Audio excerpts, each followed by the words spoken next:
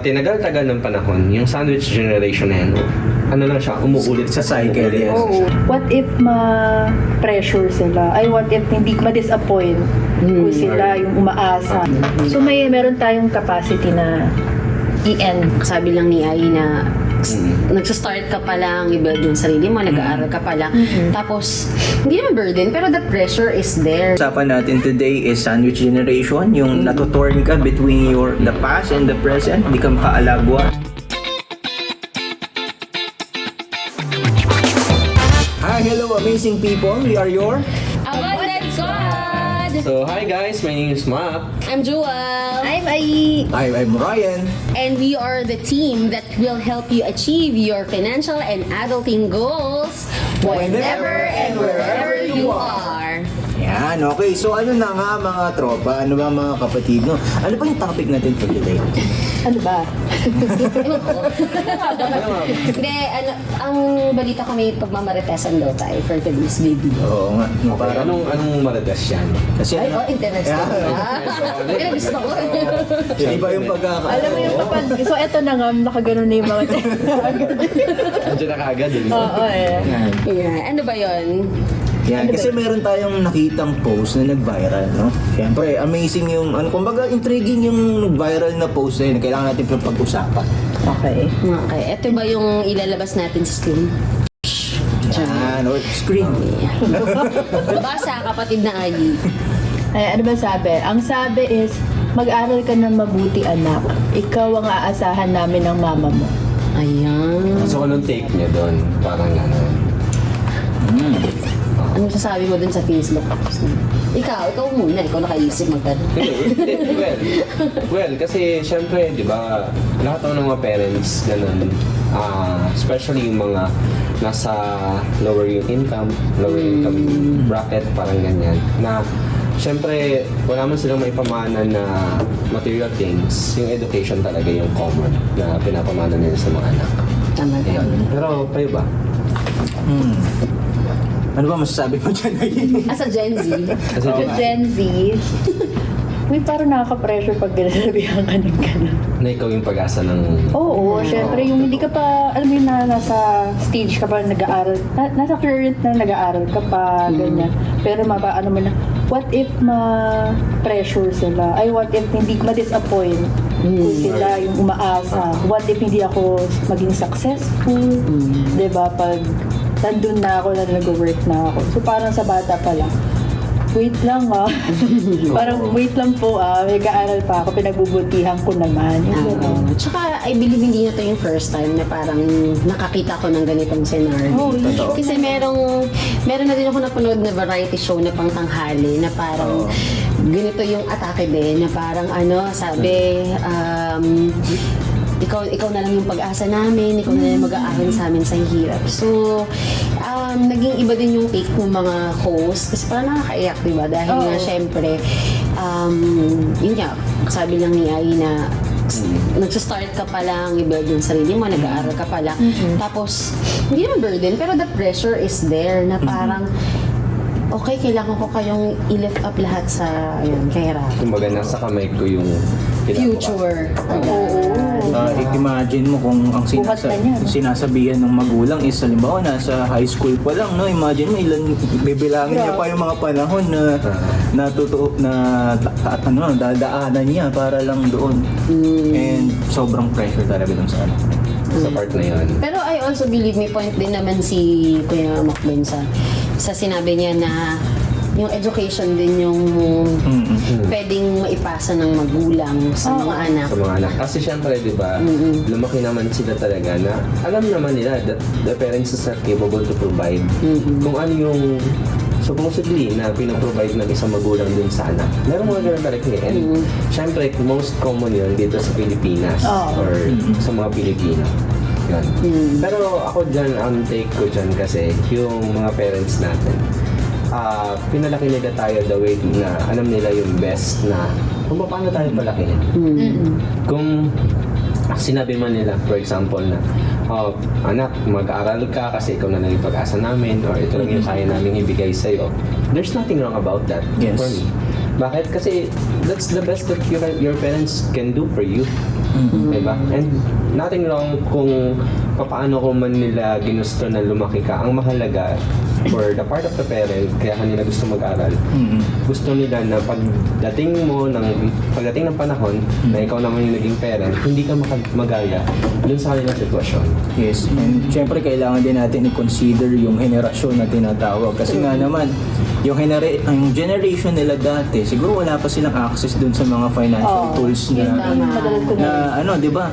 Eh, ngayon, sobrang, dahil nandiyan na si YouTube, nandiyan na si Facebook, sobrang dali na natin ma-access yung mga information pagdating sa financial education. Tama, So, yun siya. I agree din kasi ito na ngayon parang tinatawag nila na itong generation na to, the Gen Z, the millennials, the sandwich generation, di ba? We all know that. Kasi yung mga parents natin, mga magulang natin, ang iniisip lang nila, hindi na sila nagsisave, hindi na sila wala silang hindi naman panahon, pero access to that and extra for that. Lahat talaga bigay sa mga anak. Totoo. So, Hindi na nagtitira sa kanila. oo, ako personally kasi 7 kami magkakapatid eh. Tapos maaga pang nabida yung nanay ko. So, come to think of it, 10 years old pa lang ako nun. So, kung iisipin mo, talagang walang matitira sa kanila every time na kumakayod sila. Kung may iba din, marami na ngayon nagbebenta-benta o kaya naman nag-work sila. Lahat nun for education and pangkain lang ng family. So, hindi din natin parang masisisi ang the generation before na ganun sila. Hindi lahat Ganun yun. para Oo, dun sa... we are not, parang wala tayo sa posisyon to judge it. Totoo. And syempre, no, kung halimbawa, sabihin na natin, well-off yung family nung panahon na yon, siguro, di ba, lagi nga natin nababalitaan na yung pera nila nasa baul lang, nasa ano lang. Common before na nakasave lang sa isa na hindi na lang ginagalaw. Oo. Sa bank or nakasave lang talaga sa jar. Mga ganun ang pag-way ng Yes. pag-save. Actually, tungkol dyan, yung lola ko nga, nagtago siya ng pera sa baul. Hindi niya namalayan, kinain na ng anay. Oo, may ganun mga movie. May mga ganun. Pero syempre Mga talaga, nagbabaon siguro, the thing is, before, ganun yung alam nila. Yun ang na alam, best oo. na pwedeng gawin. Bakit? Syempre, hindi natin masisisi kung kulang sila sa kaalaman, kung paano ba palalagay yung pera. Kasi all they know is, I would save this money, and this money, ito yung gagamitin ng anak ko pag nag-aaral na siya. Kasi yun na nga yung best kaya kong ibigay dun sa anak ko. Parang sabi nga ni UM Ryan kanina na ngayon kasi generation natin, mas malaki na yung access natin sa mga tools. So, sobrang dami ng mga way ng pag-save na, alam mo yun, na before, yun lang talaga yung Available na tool. available, no? Hindi ko ano bang tool yung alam nila na before na. Oo, syempre Para pag-save, no? para dalhin nila yung pera doon sa lugar na yun. Syempre, di ba? Sa bangko or ano. Ganun ka, hassle din siguro yung before na pag-save nila. Unlike na yung talaga, no? Lahat talaga na nasa atin. Lahat na ng available na tool, ito na lang yung ano. Ikaw na lang gagawa. Oo. Yun nga. So, syempre, kanina pa natin nabanggit yung sandwich generation. So, yung sandwich generation, ulit, para dun sa mga hindi nakakaalam, di ba? No, yung sandwich generation, syempre, from the word itself, sandwich. So, may naiipit sa gitna. Yun. So, yung naiipit sa gitna na yun, none other than you or this generation. Kasi the past generation, sila yung yun nga, walang access sa tools ng kung anong dapat gawin financially. Then, ikaw na nasa generation ngayon, and then you are worrying or hindi ka makapag-start, Makausad. hindi ka makausad for your future, di ba? Makakabalita ko, nabantaan ko lang recently na nagde-decline yung population sa Philippines. Actually, all over the world, yung birth rate. Siguro, I'm not sure, pero baka one factor na din yon na parang they are worrying kung mag-aanak sila and then they can't provide. So yun, hindi ka makausad. Kung naalala nyo, dati yung mga magulang natin, the younger they are na magsimula ng family, the better. Pero ngayon, ang dami ng late na, 30s. Saka may preno na ngayon, di ba? Siyempre tayo dito, mga parents na tayo, no? Except Isa pa, Ali. ayan. Isa pa. Per month. Kasi isipin mo na lang, ako natatakot na ako na baka sundan yung anak ko. Isa pa lang. Isa pa lang. Ang hirap na. Kasi nag-worry ka na kung ano yung future na pwede mong i-provide sa kanya, knowing Yeah. na merong mga challenges at hindi lang biro yung challenges na nakakaharap natin. And uncertainties, di ba? Uncertainties, Lalo na ngayong nagka-COVID. Pero napaisip din ako dyan eh. Kasi isipin nyo, di ba ngayon worried tayo, isa pa lang yung anak na meron tayo or yung isa per mom pa, di ba? Pero isipin nyo, di ba? Yung mga magulang natin dati, Oo, kahit 7 or Yeah. 12 yung anak nila, naitawid nila. Ang galing sa lulo. Oo, so Super galing. Nag-congratulate natin yung mga all parents out natin. there, including to For that. including parents, sayang. Yeah. Shoutout no? Shoutout ma. Oo. Pero yun na nga, syempre di ba, bakit pa natin pinag-uusapan tong sandwich generation na to? Kasi Yes. we want something na magbago. Yes. Exactly. Kumaga, halimbawa dun sa usaping finances or usapin kung ano yung pinoprovide natin sa family natin. Kasi just like what Jewel mentioned kanina, sandwich generation, yun nga, meron naiipit sa gitna na kumaga, meron kang gustong gawin pero hindi mo na magawa dahil naiipit ka lang. And sa tinagal-tagal ng panahon, yung sandwich generation na yan, ano lang siya, umuulit Sa cycle, yes. nagiging cycle. So say for example, yung parents natin for example, so gano'n yung nakagawian nila. And nagkaroon sila ng anak, knowing na itong anak na to, sana ito yung magbago ng buhay ko, ito yung mag-ahon ng pamumuhay namin. Pag nagkaanak naman tayo, pwedeng maging ganun din tayo. Oo. If wala tayong gagawin Tama. changes. If wala tayong At ganun talaga yung gagawin natin sa, di ba, sa susunod. So meron tayong capacity na i-end yung Burst. To break we Sandwich. have the power. And actually, yun din yung purpose natin, di ba? To empower din Yeah. yung mga tao that you can break that cycle. And you might be, diba, Ikaw yung mag-break ng cycle na yun sa pamilya. Yes, di ba? Kasi di ba gusto naman natin yung mga anak natin or mga future na anak natin is mag-enjoy sila 100% doon sa gusto nilang gawin sa buhay. Diba? And then at the same time, syempre tayo nakapag-prepare ng mas maaga, may enjoy din natin yung retirement natin. Tama, no? Tama. So, kayo ba, anong sigurong pwede nating i-advise or pwede maging solution for sandwich generation? Tingin nyo. Ako kasi number one na tingin ko nagiging main problem is that kapag dumating yung need, most of the families are not prepared Yes. or they are not ready. Meaning, they are living paycheck to paycheck. Diba? Halimbawa, kung ano yung meron, pagkakasyahin na lang. Kung ano yung trabaho na meron, tsatsagaan na lang. Kasi yun na talaga yung alam natin. So, how can we change that cycle, di ba? Pwede tayong mag-add ng panibagong job. Pwede tayong Side hustle. pwede tayong gumawa ng panibagong skills. Diba? Kasi lahat naman natututunan. Yes. YouTube University. Upskill. Ang dami na. Access talaga. Sobrang available na lahat. So, number one, sa tingin mo na solution is to prepare talaga. You prepare, yan. Mag-prepare ka, tapos i-upgrade mo din yung sarili mo. Kayo ba? Yes, Ano bang, upgrade. ano bang word is sasuggest? Upgrade. Para sa mga viewers. Actually, ganun din. Ayun na lang mag-video. Ako, copy-paste na rin. Siguro ko dapat mag-prepare sila. Upgrade. Na siguro pangalawa, ang gawin nila is to pinaka-important is to know the problem. Yes. Identify. Identify the problem. Kasi, di ba sabi nga nila,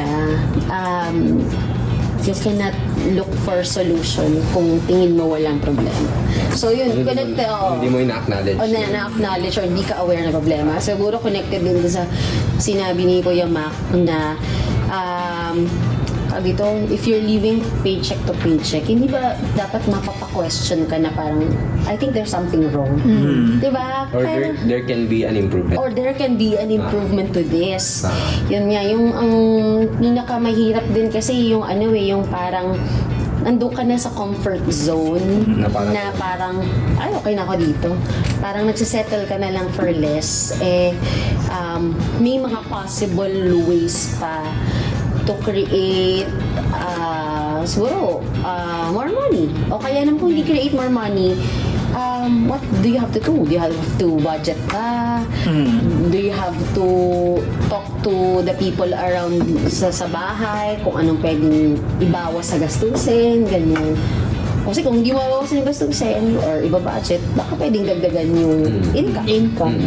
Diba? Adding side hustle. And syempre, pinaka-importante din yung knowing how to manage their income talaga. Yes. Bakit? Kasi I notice sa mga Pilipino, kapag nagkaroon sila ng extra money, minsan nagiging one day millionaire. Meaning, yan, sale ng SM, sale ng kung ano man, nandun sila. Nag-add to cart. Nag-add to cart sa Ay, nakarelate. sale ng Lazada, Shopee, diba? Which is very different sa mga Chinese, diba? Yes. Yung kung paano sila. Pero iba, hindi din naman maiiwasan yun. Parang celebration din ng mga small wins nila. Pwede. Diba? Oo. Pero okay, tama yun na ma-manage yung na meron ka per wants mo. Meron ka din Yes, syempre na kailangan i-reward Proper. mo. needs mo. Oo, hindi talaga maiiwan. Lalo na ngayon na, di ba, pag 9 to 5 job, ang nilook forward nila is weekend para hayahay sila, makapag-enjoy na Parang sila. I agree naman. Parang sinasuggest mo dyan ay is yung magkaroon ka ng play fund mo. Oo, yun. Para- Or pleasure. Para hindi mo din Leisure. nade-deprive yung sarili mo dun sa mga gusto. Kasi may mga ganun na, puro na lang ako trabaho. Yes, I hear it. puro na lang trabaho. Sa ganun Paano job, naman? Yung mga ganon. Hindi ako napanood ko yun sa TikTok. Oo, meron talaga nag-rage room para ilabas yung ano mo. Kasi parang pakiramdam. Tsaka burnout, di ba? Burnout. Kasi nga parang feeling niya Gabayad ka lang ng bill. Oo, as a breadwinner. Yun, di ba naipasok? As a breadwinner. Meron, para ka na iipit talaga na kailangan mag-provide sa family. Pero paano naman yung future? Oo. So, naalala ko lang bigla yung sa TikTok na as in, pinuntahan siya nung may-ari nung range room. Hindi ko alam kung saan yun sa QC ata. Para i-comfort siya kasi sobrang ganun yung nararamdaman. Sad, Nakakalungkot. Nakasad na. Kaya maganda yung may reward ko talaga sa every once in a while. So, parang dyan, medyo connected dyan. Talagang manage your finances. Manage talaga. Kasi, sa totoo lang, kahit gano'ng kalaki or kaliit yung sweldo mo, kapag hindi ka marunong humawak ng pera, wala din. Kasi, kahit naman yung mga mayayaman, di ba? Kahit na ang laki ng sweldo nila, may nabasa din ako ng Reddit naman. Charet! May mga sources na. May mga sources nag-review. Nag-review. May nakita lang ako kasi na parang nag-run siya na parang pag pinag-combine yung sweldo na lang mag-asawa, umaabot ng 120,000. Pero kulang. Pero kulang. Per month yun Pero bakit kulang? Samantalang yung isang pamilya, 30,000 na yung sinesweldo or 20,000. O 20,000. Dapat na itatawid naman nila, mas marami silang anak. Diba? So, So, parang ano yun, May tawag dyan.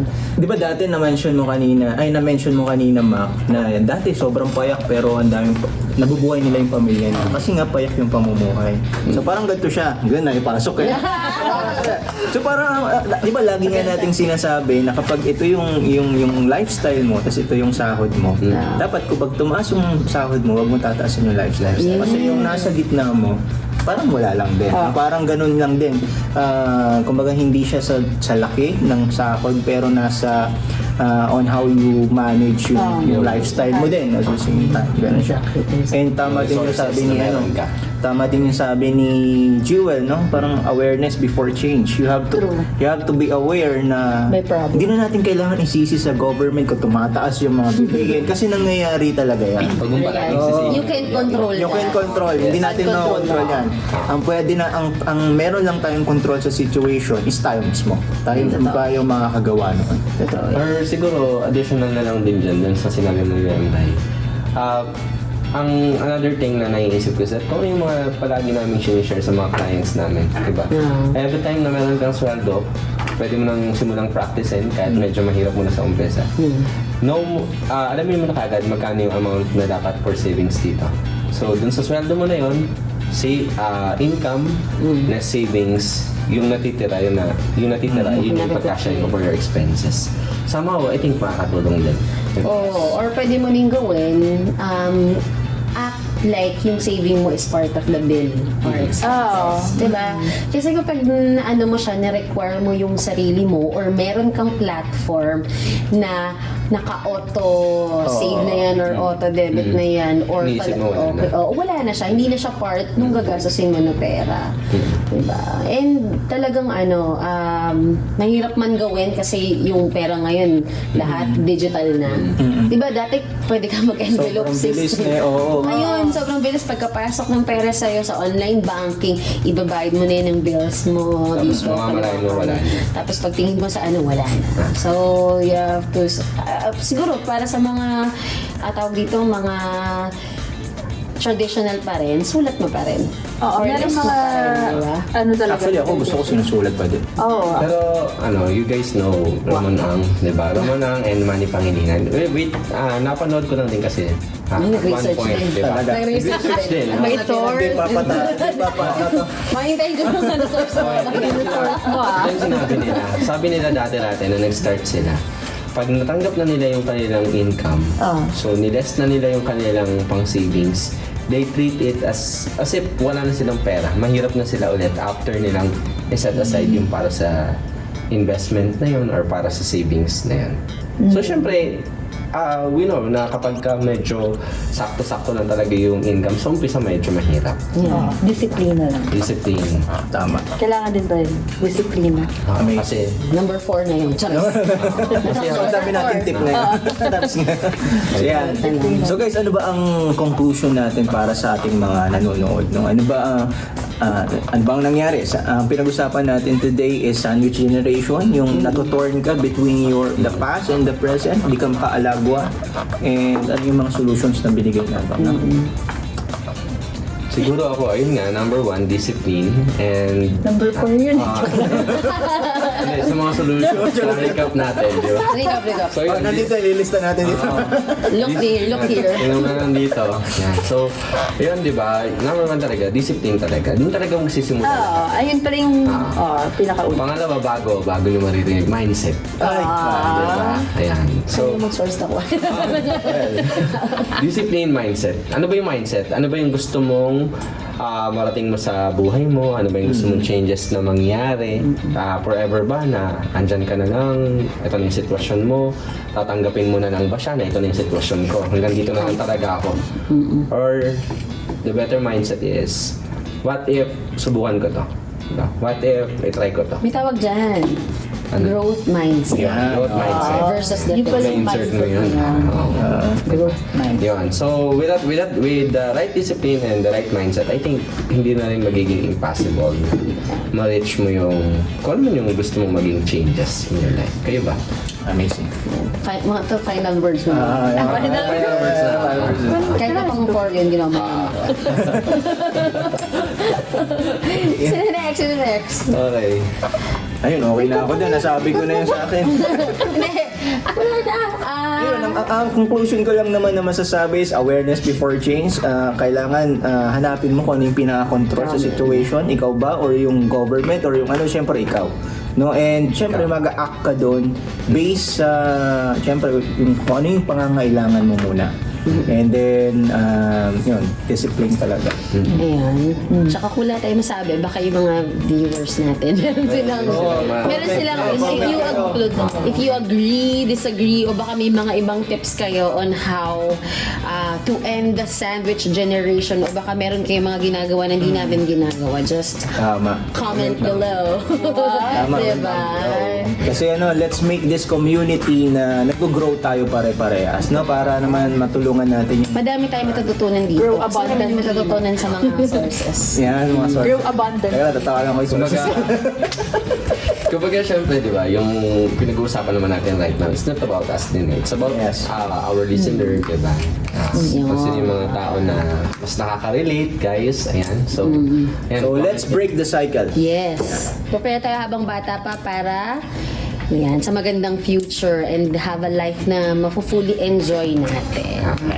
Yan. So again, we are the Abundance Squad and we will help you achieve your financial and adulthood goals whenever and wherever you ano ba yung next topic natin? Para naman ma-entice sila, no? Ano nga ba? Ano nga ba? Anong nga ba?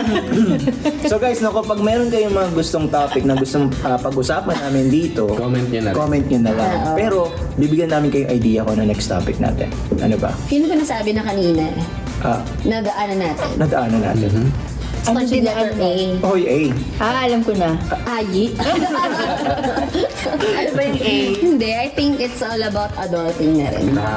Adulting issues. Interesting, no? Interesting. Medyo nahagip na natin pero we will tackle more about it. Baka mga siguro mga 10 episodes. At yan siguro yung episode na sasabihin mo, sana naging bata na lang ulit ako. Tama niya na. Next episode na yun. Next episode na yun, no? Yan. Kaya see you everybody whenever and wherever you are. Bye-bye. Bye-bye. Bye-bye. Bye.